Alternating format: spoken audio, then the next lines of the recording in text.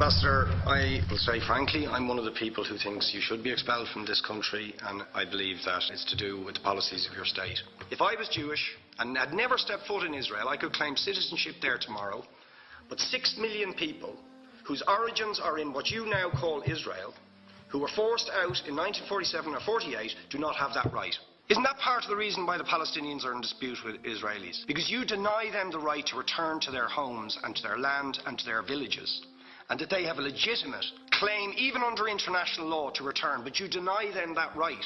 Why do you deny them that right? And why do you give that right to other people who have no connection whatsoever with the land, whether you call it Israel or whether you call it Palestine? Why do you continue to seize land if you're serious about Oslo and the two-state solution, which under that agreement is land designated to be Palestinian land? 500,000 people, most of which has taken place since Oslo. You allow that to happen. Why do you allow it to happen if you're serious about giving this land to the Palestinians? It's absolutely extraordinary. Are you not just taking us, Ambassador, for idiots? That you can say with a straight face, we're serious about peace, but while we're serious about peace, we're going to seize Palestinian land. And you expect the Palestinians to just sit back and do nothing about that. Now, you know what the Palestinian people have been asking for. Far less even than some people would ask for. Because I believe the whole apartheid system should be dismantled. But what they've asked for is to lift the siege of Gaza. Just to lift the siege of Gaza. Let them have an airport. Let them have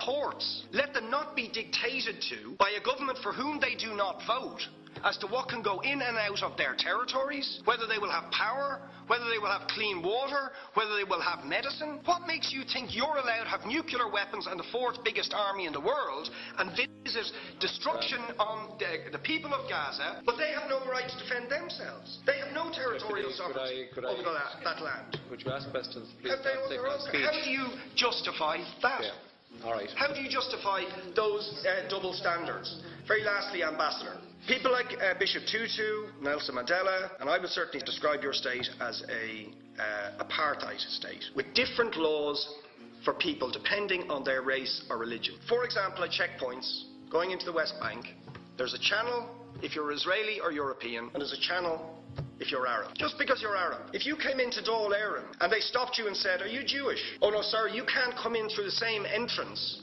as Irish people or European people because you're Jewish, you would call that racism and apartheid. You practice that with your checkpoints and your military barriers and your apartheid wall. How can you justify